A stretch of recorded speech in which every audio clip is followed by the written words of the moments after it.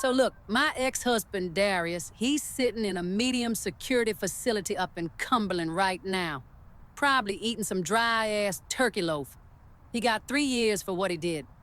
And my sister, my own blood sister Chantel, she got 5 years probation. Only reason she ain't in a cell next to him is 'cause of that baby.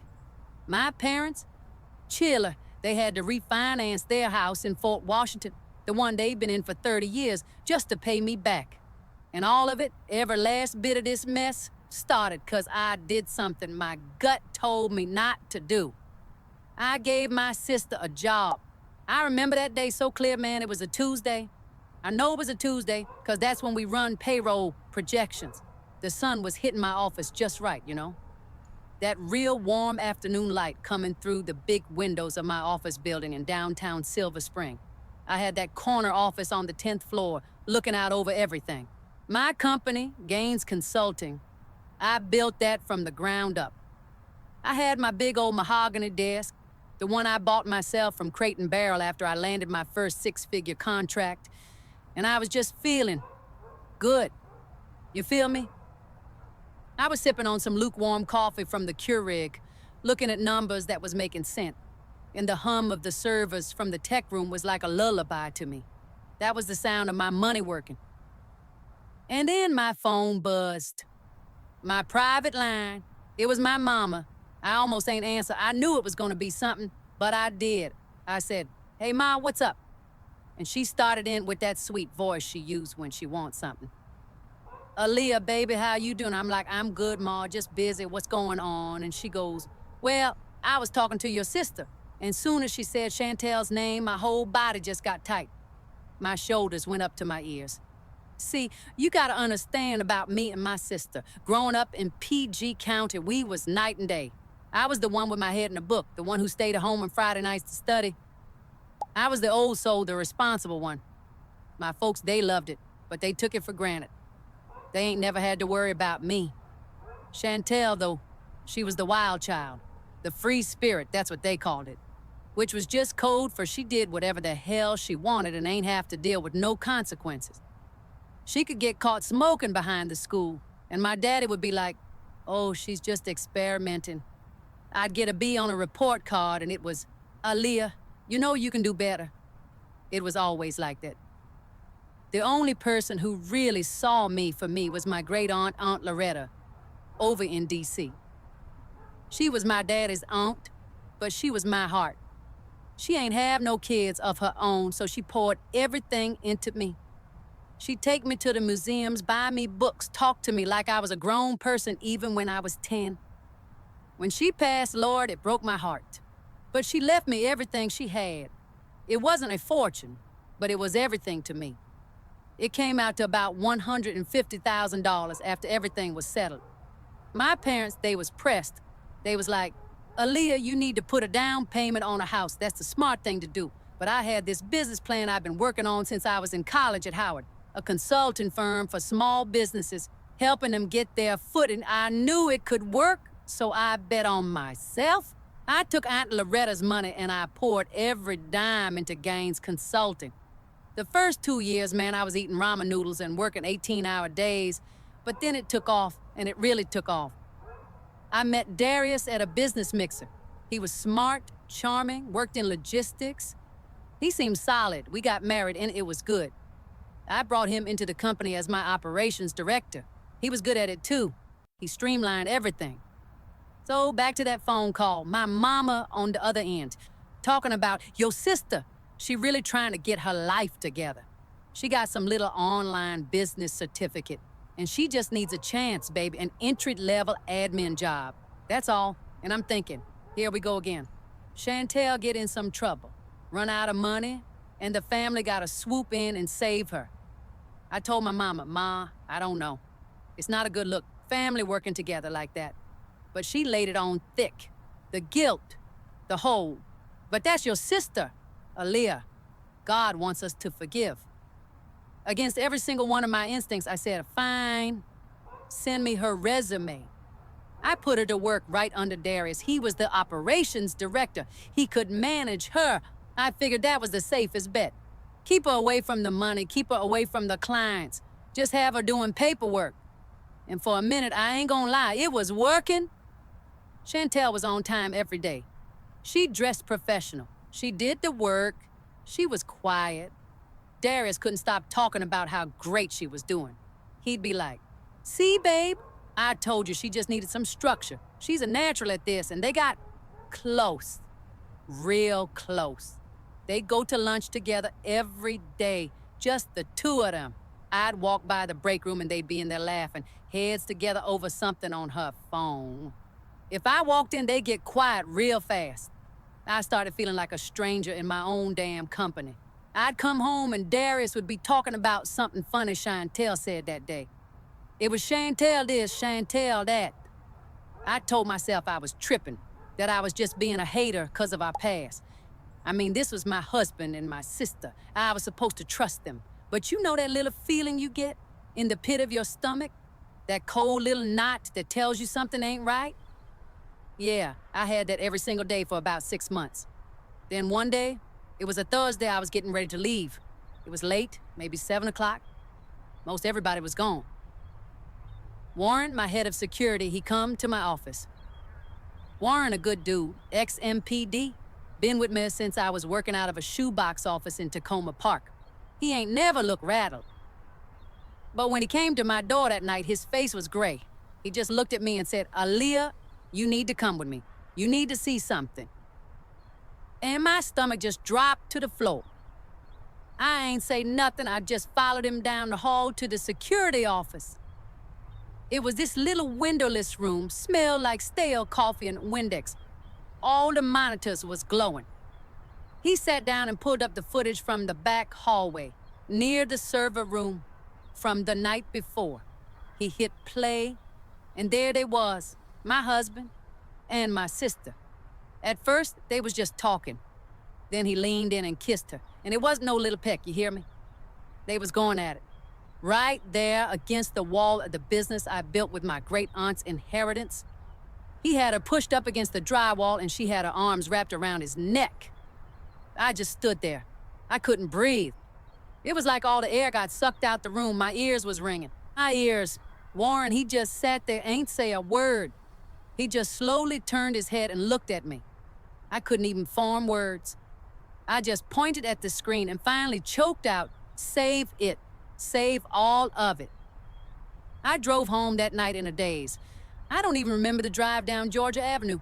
I just remember walking into my house, our house in Chevy Chase, the house I paid the down payment on.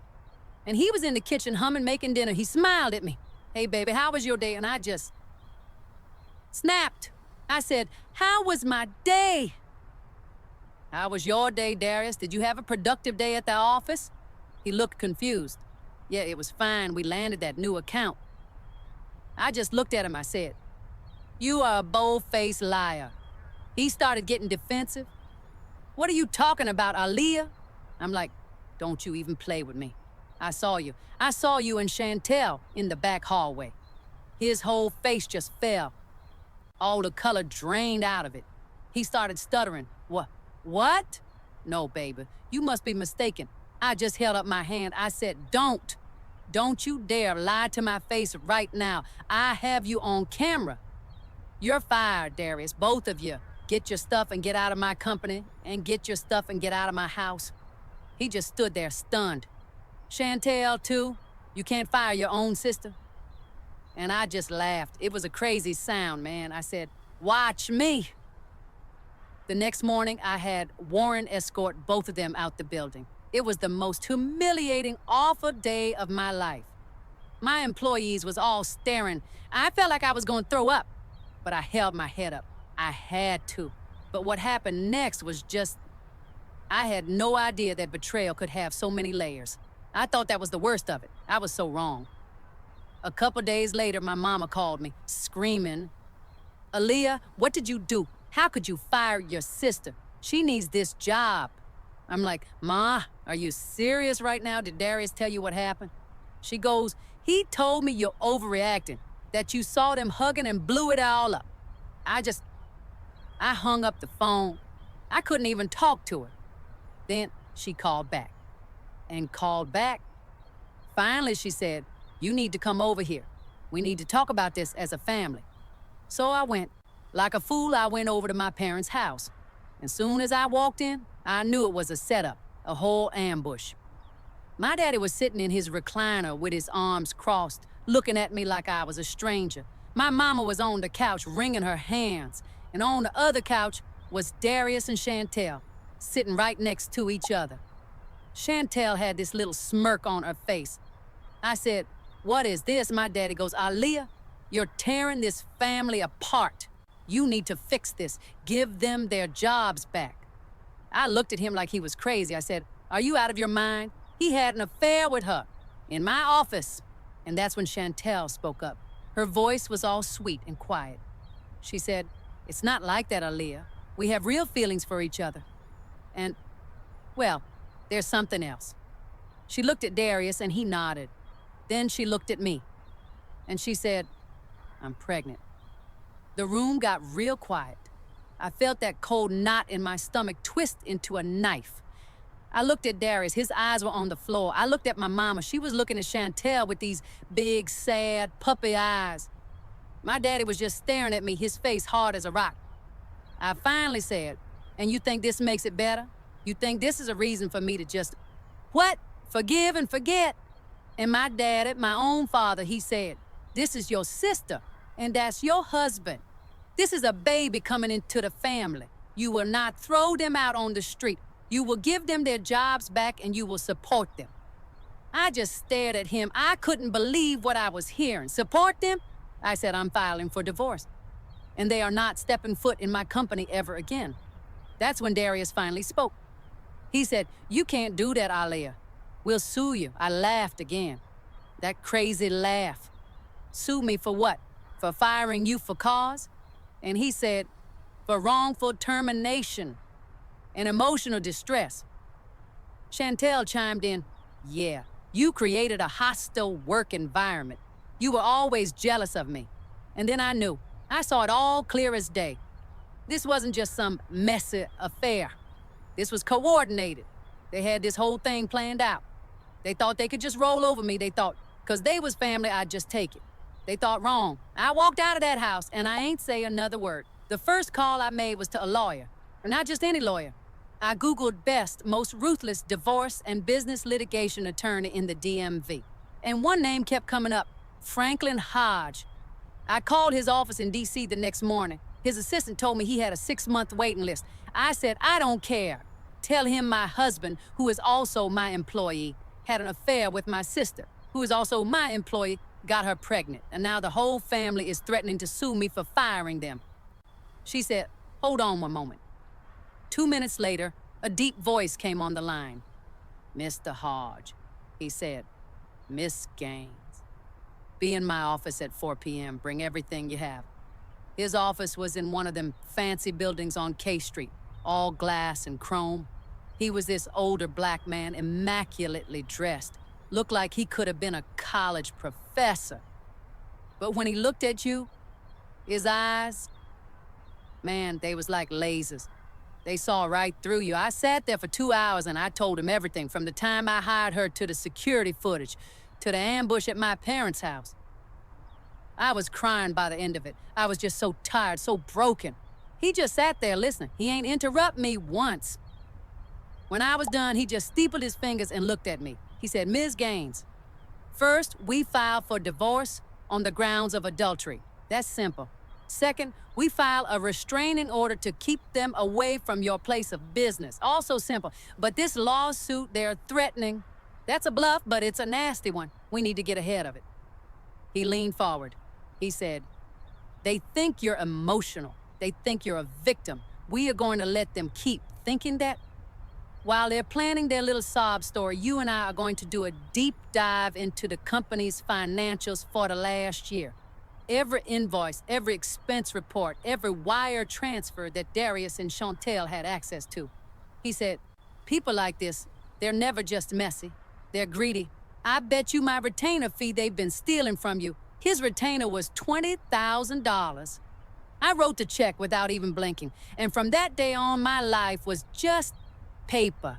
Boxes and boxes of paper. Me and Mr. Hodge and his forensic accountant, a woman named Maria. We was on a mission. We turned my conference room into a war room. We had bank statements taped to the walls. We was working till 2, 3 in the morning. The stress was getting to me, too. My body was telling me to stop. I remember one night, I was going through these spreadsheets and the room just started spinning. I had to grab the edge of the table. My heart was pounding in my chest like a drum. Warren had to drive me to Sibley Hospital. Doctor said my blood pressure was sky high. He said, "Ma'am, you're under an incredible amount of stress. You need to slow down or you're going to have a stroke." But I couldn't slow down. I was fighting for my life, for my company, for everything Aunt Loretta believed in for me. We was going through Darius's expense reports, all these lavish dinners, client meetings at places like the Prime Rib Philomena. I started calling the clients. They was like, "Nah, we ain't met with Darius in months. He was taking Chantel out on my dime." Then we started looking at the vendor payments, and then we found it. Maria, the accountant, she called me over. Her finger was on one line on a bank statement. A wire transfer for $25,000 to a company I ain't never heard of. C# Solutions. The invoice was for marketing consultation. It was signed off by Darius. I was like, I ain't never approved this. Mr. Hodge got on his computer. He did a business registration search for C# Solutions in the state of Maryland. And when the registration popped up on the screen, I felt that cold knife twist in my gut again. The sole proprietor of C# Solutions was listed as Chantel Gaines. My sister had created a fake company to build my company, and my husband approved the payment. And when I opened that envelope from the bank with the cashed check, man, the signature on the back was hers. But that wasn't even the worst of it. We kept digging. We found another payment and another. Over the last 8 months, they had funneled $112,450 out of my business account and into hers. My whole body went numb. I just sat there staring at the wall. $112,000. They was bleeding me dry. And the phone call I got after that, it just sent me over the edge. It was my dad. He wasn't yelling, he was calm. That made it even scarier. He said, "Aaliyah, I just got a call from your sister's lawyer. They're prepared to file this lawsuit on Friday unless you agree to a settlement." I'm like, "A settlement? A settlement for what?" He said, "They want their jobs back, with back pay, and they want an additional $50,000 for emotional distress." And he said it like it was a reasonable request. I just said, "Dad, they stole over $100,000 from me." And there was a pause on the other end of the line. And then he said, "Well, maybe you owed him that. You got all this success, Aaliyah. You got Aunt Loretta's money. Chantel ain't never had nothing. Maybe you should have been sharing it more." That's when I hung up. That's when I knew. They were all in on it. Not just Chantel and Darius, my own parents. They was getting a piece of it. They knew. Mr. Hodge found the proof a few days later. Little payments from Chantel's account to my parents' account. $10,000 here, $5,000 there, labeled loan repayment. They was kicking money back to my parents. For what? For looking the other way? For helping them cover it up? It was sick. Mr. Hodge said, "Okay, we have everything we need. We're not just defending a lawsuit anymore, Miss Gaines. We're going on the attack. We filed a civil suit against all 4 of them, Darius, Chantel, and my parents, for fraud, conspiracy, and embezzlement. And we turned all our evidence over to the Montgomery County District Attorney's Office. We was pressing criminal charges. The day they got served, you would have thought the world was in it. My mama called me screaming, crying. "You're sending your father to jail? You're putting your pregnant sister through this?" I ain't say nothing. I just let her scream. When she was done, I just said, "Y'all made your bed. Now you gotta lie in it." And I hung up the phone. The next few months was just hell. Legal fees was piling up. My business was suffering because I was so distracted. My employees was walking on eggshells around me, but I had to see it through. I had to. Then came the court date. The civil case was first. We walked into that courtroom in Rockville, and it was a whole show. Chantel was there, belly all pushed out, crying these big old fake tears. She had on this frumpy dress, no makeup, trying to look all pitiful. Darius was sitting there in a suit that was too tight, trying to look important. My parents was in the back row, looking like somebody died.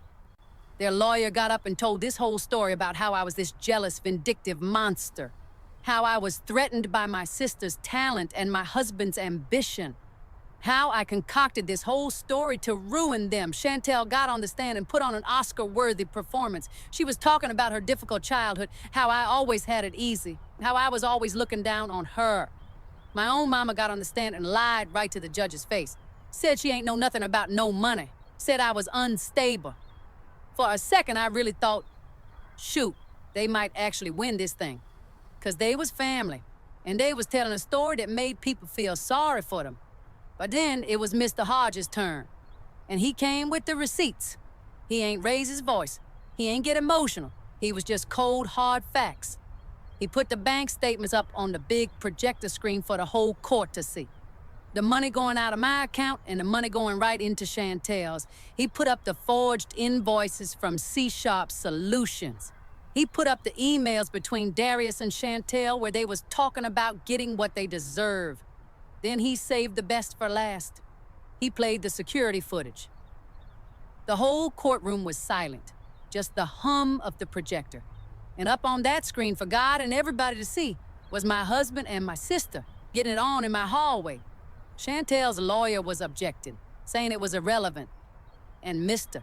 Hodge said, "Your Honor, this isn't about adultery. This is about conspiracy. This footage establishes the illicit nature of their relationship, which provides the motive for the coordinated financial crimes they committed against my client's company." The judge let it stand. The final blow, though. Mr. Hodge called a surprise witness, a man from Chantel's past, a guy she had scammed in a rental scheme 5 years ago. He got on the stand and testified that Chantel had taken a deposit from him for an apartment that she didn't even own. And when he threatened to go to the police, who showed up at his door with a cashier's check to make him go away? My father. Mr. Hodge presented evidence that my parents had a history of paying off people Chantel had scammed. It showed a pattern of enabling her, of covering for her. That was it. It was over. You could see it on the judge's face. He looked at my family with just disgust. He ruled completely in my favor. He ordered them to pay back every single cent of the $112,450, plus my legal fees, which was another $60,000, and he awarded me an additional $200,000 in punitive damages. My parents' faces, man, they looked like they had seen a ghost. They was ruined, but we wasn't done. The criminal trial was next. The DA had a slam dunk case thanks to all the work we did. Darius took a plea deal. Embezzlement. The judge gave him 3 years. Chantel's lawyer begged for leniency because she was pregnant. The judge gave her 5 years probation and ordered her to get a real job and pay restitution to me for the rest of her life. After the judge said his piece, I just stood up. I saw them across the courtroom, Darius in his cuffs looking hollowed out, Chantel sobbing into my mama's shoulder, my daddy just staring into space. My mama looked up and her eyes met mine. She started to walk toward me, her hand out, and I turned my back. I ain't look at him. I ain't say a word. I just walked right past them with Mr. Hodge by my side, out them courtroom doors. And I ain't never looked back. That was it. We was done. And now it's quiet. I went through with the divorce. I sold that big house in Chevy Chase that we had. I took all that money and I put it right back into my company. I gave Warren a big raise and a promotion. I took care of the people who was loyal to me. It's just me now. In a smaller condo in the city that's all mine. Sometimes it gets lonely.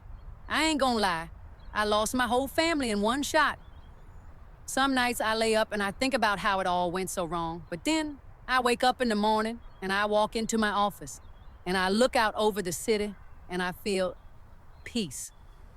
A quiet, strong kind of peace. I'm on my own, but for the first time, I feel like I'm truly free. Free from their drama, their greed, their expectations. I'm just Aaliyah. And that's enough. They showed me exactly who they was, and for the first time in my life, I believed them. On everything, it is what it is, I'm good. Thank you, Aaliyah, for sharing this story with us. Chile, that was a heavy one. Imagine that, building something from the ground up with your own two hands, only to have the people closest to you try and tear it all down from the inside. Her own husband, her own sister, her parents. I'm telling you, that kind of betrayal don't just break your heart, it tries to break your spirit. But Aaliyah, she stood tall through it all. She had to lose her whole family just to find her own peace. And sometimes that's the price. Now, look, there are some serious lessons in here for all of us. Let me tell y'all, that little feeling in your gut, that voice that says something ain't right, you gotta listen to it. Aaliyah felt it the moment her mama called about that job for Chantel. The mistake folks stay making is letting somebody else's guilt trip talk you out of your own wisdom. You know your life better than anybody. See, her second saving grace was that she kept records. If I had to break this down for somebody going through something similar, I'd say this: document everything, every email, every dollar, every single conversation. When Mr. Hodge brought in that forensic accountant, which is just a money detective, a professional who traces where all the numbers went, it was the paper trail that told the real story. And that's when it get real. And for real, that moment in her parents' house, when her own daddy said, maybe she owed them, what do you even do with that?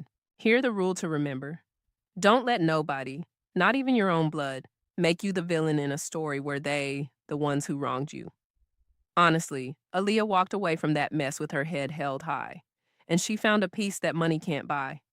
That right there is real strength. She's strong, and now she's free. If this story gave you something to think about, go ahead and subscribe and hit that thumbs up for Aaliyah's courage. Let me know in the comments which city or state y'all watching from. And right now on the screen, you're going to see other videos from the channel. Click one, and let's keep going.